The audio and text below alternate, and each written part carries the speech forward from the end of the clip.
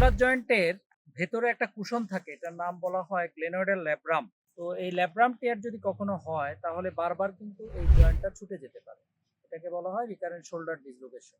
তো বারবার যদি এই জয়েন্টটা ছুটে যায় তাহলে যেটা হয়, এই শোল্ডার জয়েন্টের যে বলটা থাকে এই বলের পেছনে একটা বনি ডিফেক্ট তৈরি হয়, এটাকে বলা হয় হিল স্যাকলেশন।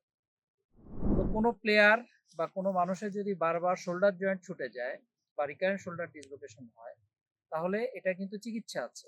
সেই চিকিৎসাটি হলো আর্থ্রোস্কোপিক ইভ্যালুয়েশন।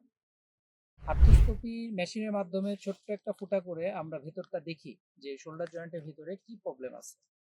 যদি কোনো ধরনের ল্যাব্রাল টিয়ার পাওয়া যায় তাহলে সেই ল্যাব্রাম রিপেয়ার করলেই কিন্তু শোল্ডার জয়েন্টের যে প্রবলেমটা থাকে রিকারেন্ট শোল্ডার ডিসলোকেশন সেটা কিন্তু ঠিক হয়ে যেতে পারে। সো যদি শোল্ডার পেইন হয়, বারবার শোল্ডার ডিসলোকেশন হয়, তাহলে অবশ্যই কিন্তু আপনারা এই বিষয়ে আর্থ্রোস্কোপি সার্জনের পরামর্শ নেবেন এবং যদি প্রয়োজন হয় খুব বড় ধরনের কাটাছেঁড়া ছাড়া এটা কিন্তু সমাধান সম্ভব। সবাই ভালো থাকবেন। ফিরলে চা বাগান থেকে আপনাদের সবাইকে আবারও স্বাগত জানাচ্ছি।